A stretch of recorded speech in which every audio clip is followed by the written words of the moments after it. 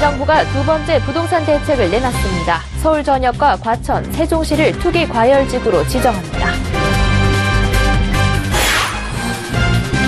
이번 고강도 부동산 대책이 발표됨에 따라 투기 거래에 따른 집값 급등이 한풀 꺾일 것으로 전망됩니다.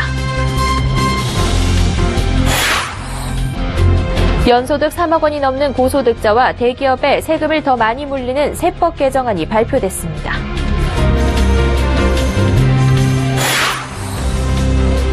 카카오뱅크 등 인터넷 전문은행의 등장으로 은행원의 일자리가 위기에 처했다는 목소리가 나옵니다.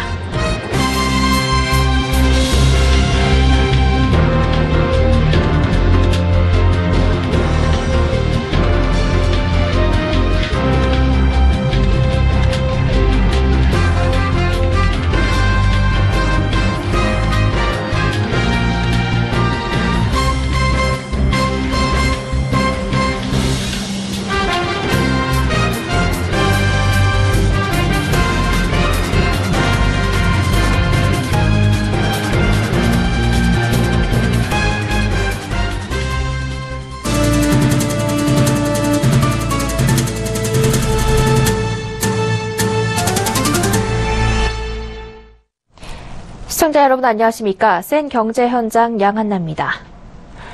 오늘 문재인 정부가 두 번째 부동산 대책을 발표했습니다. 6월 19일 첫 대책을 내놓은 지 40여일 만인데요. 강남권 재건축 단지에서 촉발된 집값 상승세가 수도권까지 확산되자 더 강력한 규제 카드를 꺼내들었습니다. 대표적으로 2011년 말 해제됐던 투기과열지구가 약 6년 만에 다시 지정됐습니다. 서울 전역과 과천, 세종시가 지정됐고요. 오늘 발표된 부동산 대책에 어떤 내용이 담겼는지 김혜영 기자가 정리됐습니다. 정부가 부동산 투기 세력과의 전쟁을 선포했습니다.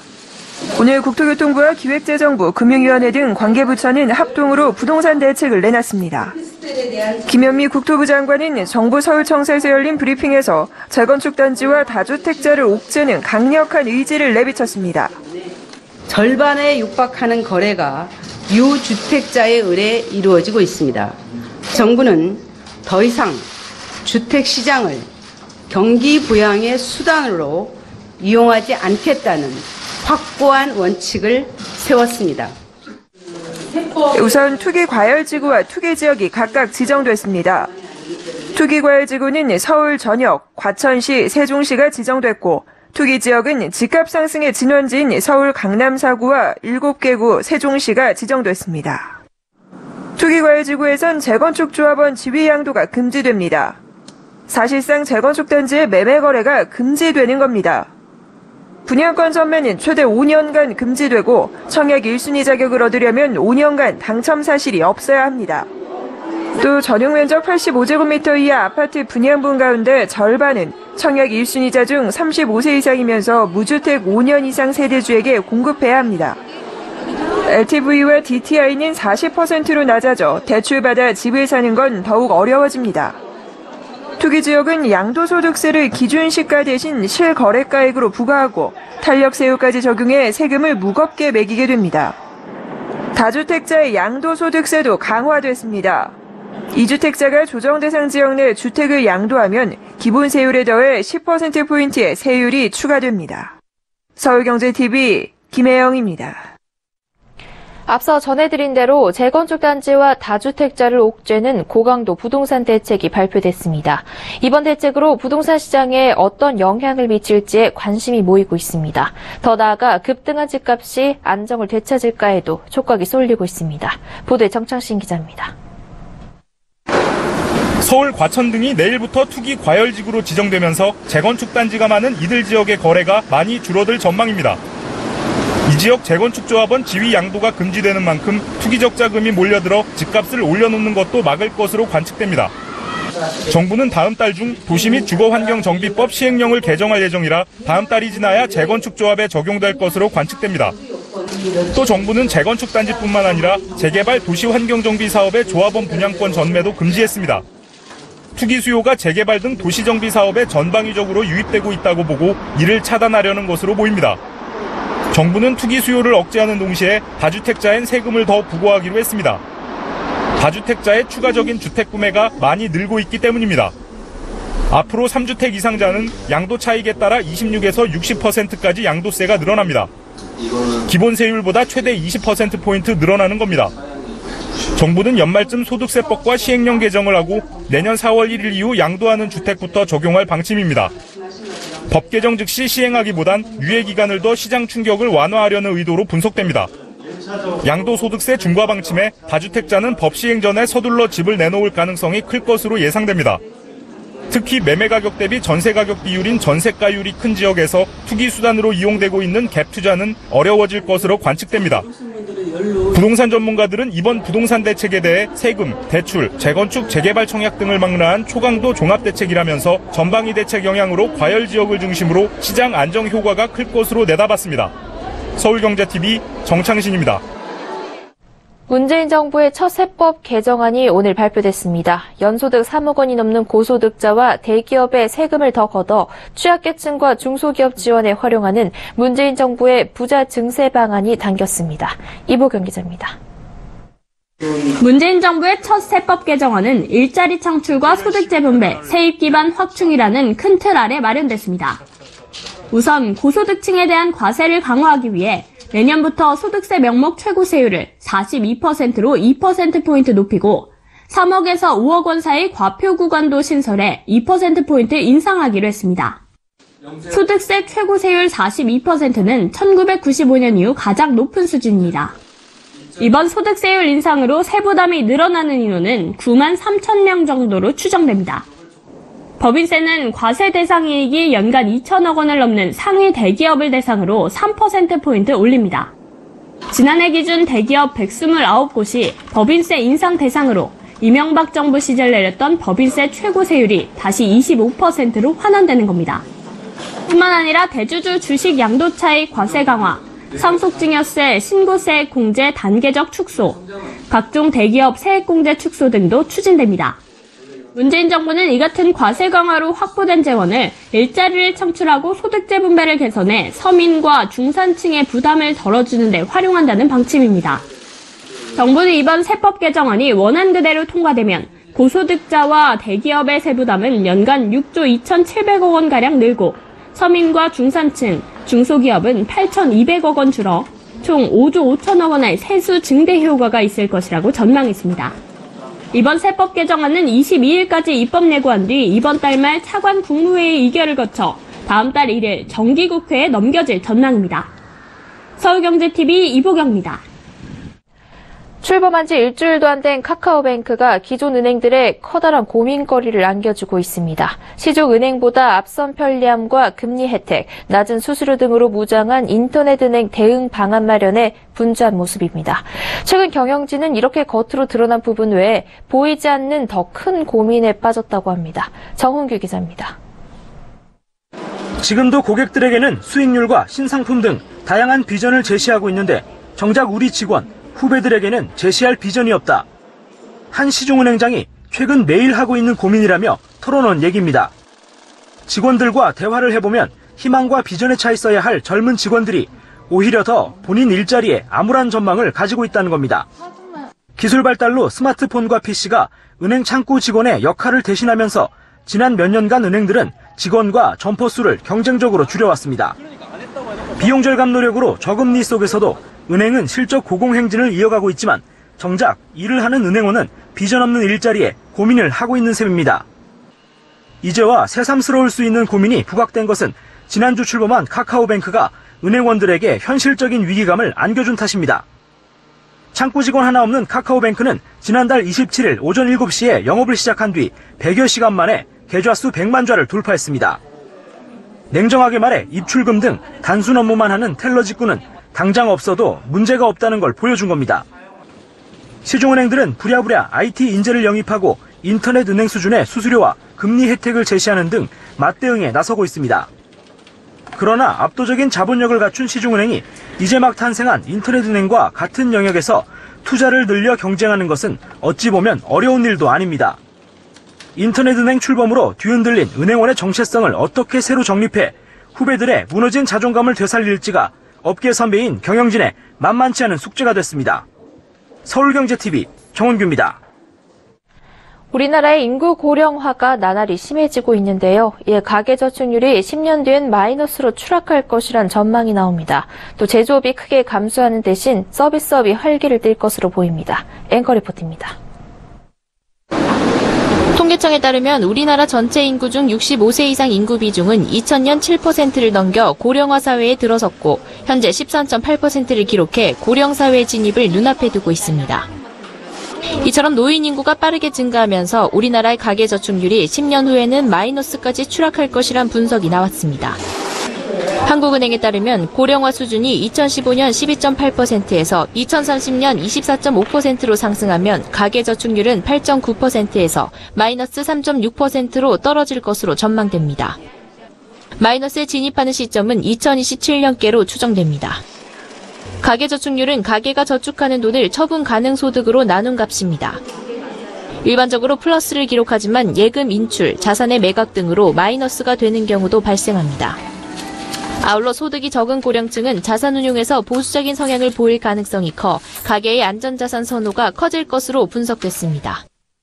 채권 펀드 등 위험자산 보유 비중은 2015년 19.4%에서 2030년 13.2%로 낮아질 것으로 안전자산인 현금 및 예금 비중은 같은 기간 43.1%에서 51.6%로 상승하고 보험 및 연금 비중도 31.1%에서 35.2%로 높아질 것으로 예상됩니다.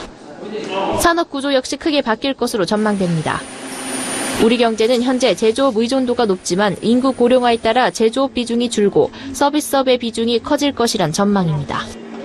서비스업 중에서도 보건복지업은 고용이 대폭 늘지만 도소매업과 교육업은 줄어들 것으로 분석됩니다. 서울경제TV 양한나입니다.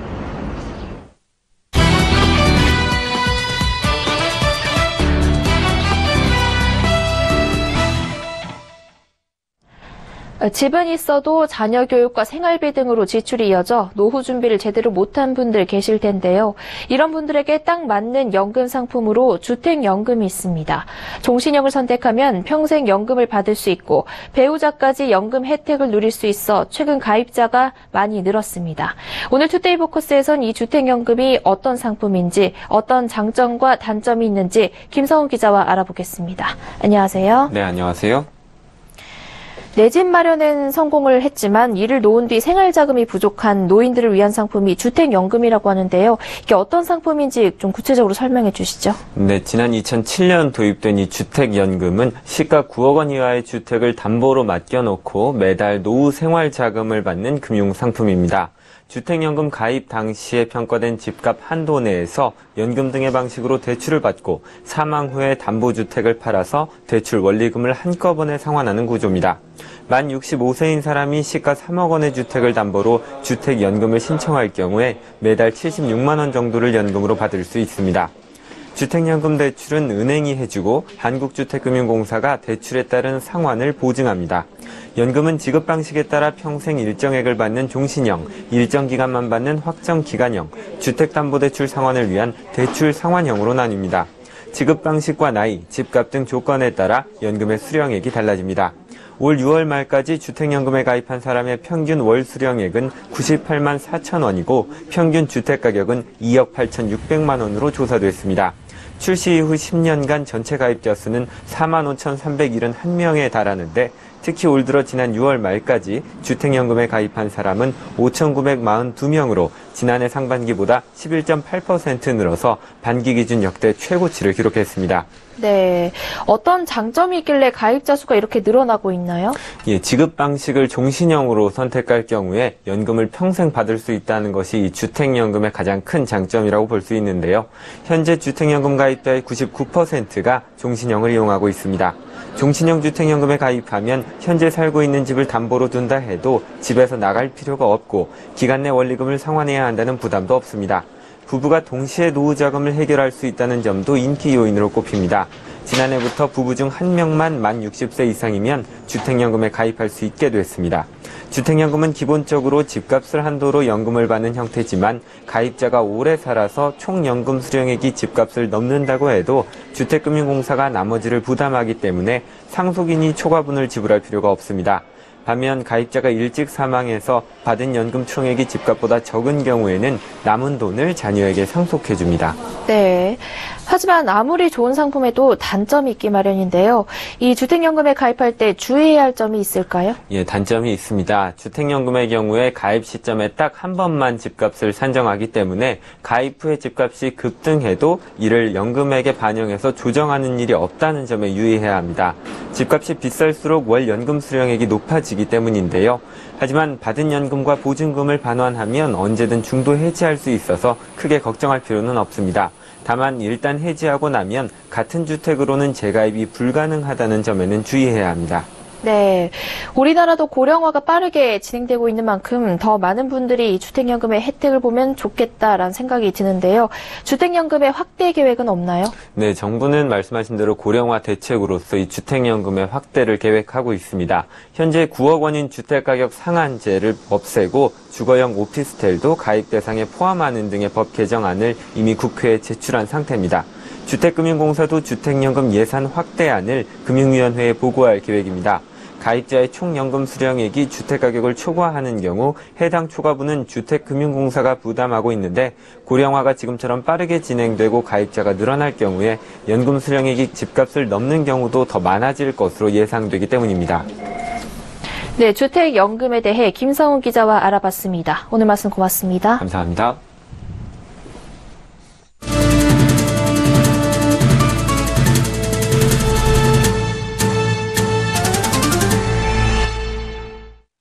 금융감독원 전자공시 시스템에 따르면 2분기 연결기준 실적을 발표한 시가총액 상위 30개 상장사 중 영업이익률 1위는 45.59%를 기록한 SK하이닉스로 드러났습니다.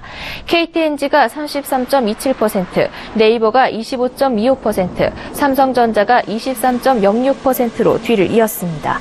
매출액 대비 영업이익 비율을 뜻하는 영업이익률은 해당 기업의 순수한 영업활동을 통한 성과가 얼마나 좋은지를 보여주는 지표입니다.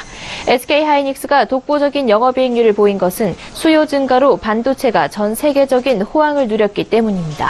삼성전자도 반도체 부문 영업이익이 크게 늘면서 2분기 영업이익률이 역대 최고치를 기록했습니다.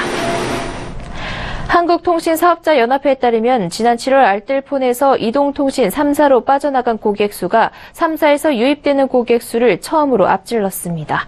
7월 알뜰폰에서 이통 3사로 옮겨간 고객은 63,113명으로 이통 3사에서 알뜰폰으로 이동한 고객보다 4,000명가량 많았습니다. 이처럼 알뜰폰을 떠나는 고객들이 늘어나는 건 이통 3사가 잇따라 중저가폰을 출시하고 알뜰폰 가입자 유치 시 추가 장려금을 주는 방식으로 알뜰폰 고객을 빼내고 있기 때문입니다. 실제 이통 3사가 알뜰폰 고객 유통점에 장려금을 차등 지급하기 시작한 4월부터 알뜰폰 고객들이 눈에 띄게 줄기 시작했습니다. 25%의 요금 할인 등 정부의 통신비 정책이 시행되면 이통 3사의 가격 경쟁력이 더 높아지기 때문에 알뜰폰 업계는 추가 피해를 우려하고 있습니다. 정부가 담배값에 부과하는 담배 부담금이 올해 처음 3조 원을 돌파할 것으로 예상됩니다. 보건복지부에 따르면 2015년 담배값 2,000원 인상으로 담배 부담금 총액도 2014년 1조 6,284억 원에서 2015년 2조 4,757억 원, 2016년 2조 9,630억 원으로 급증했고 올해는 3조 671억 원이 거칠 것으로 추정됩니다. 담배 부담금이 늘면서 담배 부담금 비중이 86.5%에 달하는 건강증진기금도 3조 4천억 원 수준으로 증가했지만 설립 목적인 국민건강증진과는 다른 목적으로 주로 사용돼 논란이 되고 있습니다. 특히 작년에는 의료 IT 융합산업 육성 인프라와 원격 의료사업 등에 무려 11억 원이 쓰였고 정작 금연치료 지원사업에 배정된 예산은 제대로 쓰지도 못해 300억 원가량이 남은 것으로 조사됐습니다. 올해도 국가금연지원 서비스 사업에는 전체 건강증진기금의 5%에 불과한 1,467억 원만 배정됐습니다. 대림그룹의 비정규직 비율이 47%에 달하는 등 건설기업의 비정규직 비율이 특히 높았습니다. 기업경영성과 평가 사이트 CEO스코어가 30대 그룹 계열사 360곳의 고용 현황을 조사한 결과 대림그룹의 비정규직 비율이 47%로 가장 높았고 대우건설이 39.4%, 부영이 31.6%로 뒤를 이었습니다. 업계에선 건설업종의 특성상 건설은 수주산업으로 일감에 따라 직원 수가 유동적이고 건설사의 일감은 3년에서 4년간 공사가 진행되는 프로젝트 성격이 많아 비정규직 비율이 높을 수밖에 없다고 설명했습니다. 30대 그룹 전체로는 비정규직이 전체 근로자 124만 2,396명의 9.6%에 달하는 11만 9,577명으로 집계돼 직원 10명 중 1명이 비정규직이었습니다. 지난 6월 국내 온라인 쇼핑 거래액은 대부분 상품군에서 상승했지만 아동 유아용품 거래액은 줄어들었습니다. 전문가들은 6월 9세 이하 인구는 1년 전보다 1.6% 감소했다며 저출산의 영향으로 관련 상품 거래도 줄어들었다고 분석했습니다. 통계청에 따르면 2분기 온라인 해외 직접 판매액은 5,763억 원으로 전분기보다 무려 25% 줄어들었습니다. 특히 중국 역직구 판매액이 1분기보다 29%가량 줄었는데 중국이 사드 배치에 대한 보복으로 한국 관광상품 판매 금지령을 내린 여파로 풀이됩니다. 올 2분기 국내 퇴직연금 펀드 순자산 총액이 10조 원을 넘어섰습니다. 특히 해외 주식 혼합형이 6.48%로 수익률이 가장 높았고 새로 설정된 펀드 중에서도 85%가 해외 자산에 투자하고 있어 퇴직연금 상품 가입자들의 관심이 해외 시장에 집중되고 있는 것으로 나타났습니다. 한국수출입은행 해외경제연구소는 올 3분기 수출이 작년 같은 기간보다 17에서 18% 늘어날 것으로 전망했습니다. 수은은 수출 대상국 경기 회복이 이어지며 수출 여건 개선세가 유지되는 점과 수출 단가 상승으로 인한 가격 효과 및 기저 효과 등을 감안한 결과라고 설명했습니다.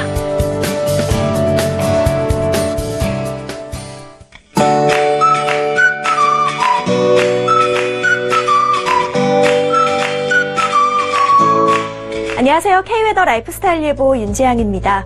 폭염특보가 더 확대, 강화됐습니다. 서울과 광주에 폭염경보가 내려지는 등 현재 일부 동쪽 지방을 제외한 전국 곳곳에 폭염특보가 발효 중인데요. 밤에도 열기가 식지 않아서 열대야가 나타나는 곳이 많겠고요. 내일도 서울과 대전, 광주와 제주 34도, 대구 33도 등으로 폭염이 계속되겠습니다. 한편 대기 불안정으로 인해 오늘 저녁까지 서쪽 내륙을 중심으로 소나기가 내리겠고요. 내일은 소나기 예보 없이 구름만 많을 것으로 예상되고 있습니다. 내일은 동해상에 위치한 고기압 가장자리에 들겠습니다. 선선한 동풍이 불면서 동해안 지역은 기온이 비교적 낮겠지만 동풍이 태백산맥을 넘으면서 공기가 뜨거워져 서쪽 지방의 기온은 크게 오르겠습니다. 자세한 지역별 날씨는 나절 예보로 알아보겠습니다. 내일 전국에 가끔 구름 많겠습니다. 서울과 춘천, 대전의 낮 기온 34도까지 올라 무척 덥겠습니다. 동해안 지방은 더위가 덜하겠습니다. 한낮에 속초 28도, 강릉 27도로 예상됩니다. 남부지방의 낮 기온 광주와 전주, 제주 34도, 대구 33도로 덥고 습하겠습니다. 물결은 남해상에서 최고 4m로 매우 높게 일겠고요. 돌풍이 불고 천둥번개가 치는 곳도 있겠습니다. 한편 5호 태풍 노루가 일본 오키나와 동쪽 해상에서 북서진하고 있습니다. 태풍의 눈이 크고 또렷하게 보일 정도로 매우 강하게 발달해 있는데요. 앞으로 매우 강한 세력을 유지한 채 제주도 남쪽 해상까지 이동하겠고요. 이후 진행 방향을 바꿔 대한해협으로 진출할 가능성이 높은 상태입니다. 태풍의 직간접적인 영향으로 일요일에 제주도부터 비가 시작돼서 화요일까지 전국에 비가 올 것으로 보입니다. 태풍의 진로에 따라 예보 변동 가능성이 높은데요. 앞으로 발표되는 기상정보에 유의하시기 바랍니다. 날씨였습니다. 센 경제 현장 여기까지입니다. 시청해주신 여러분 고맙습니다.